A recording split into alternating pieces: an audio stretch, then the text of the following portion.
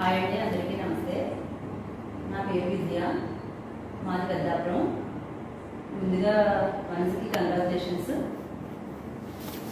మన AP government అయిన నారా చంద్రబాబు నాయుడు గారు చేతుల మీదుగా అవార్డు అందుకోవడం చాలా సంతోషకరమైన వార్త. అలాగే మాది కూడా ముందుపడవాలి, మా అమ్మగారికి కూడా ముందుపడవాలి. వనజ నేను కూడా కలిసి చిన్నప్పుడు చిన్నతనంలో అంతా పెరిగాం. అలాంటి వనజ ఒక గవర్నమెంట్ చేతుల మీదుగా ఇలా అవార్డు అందుకుంటాం, వాళ్ళ కుటుంబ సభ్యులకే కాకుండా ఊరికి, తనకు తెలిసిన వాళ్ళకి అందరికీ కూడా చాలా చాలా సంతోషంగా ఉంది.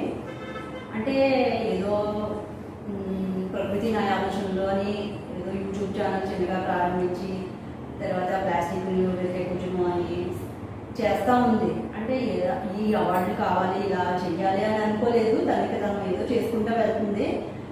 ఆ చేసే సమయంలో తనని గుర్తించి అంత స్టేజ్కి తీసుకెళ్ళడం చాలా హ్యాపీనెస్గా ఉంది.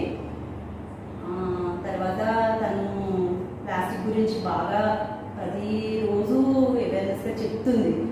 మనం అందులో కొంచెమైనా పాటించాలని నా ఉద్దేశం. తర్వాత ఊరికి కూడా చాలా చాలా చేస్తుంది, మొక్కలు నాటడం అని,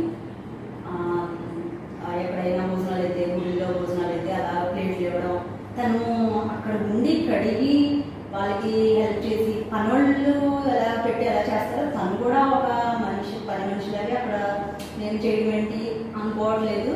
అక్కడ తను గర్వం చూపించకుండా ఒక మనిషిలాగే చేస్తుంది.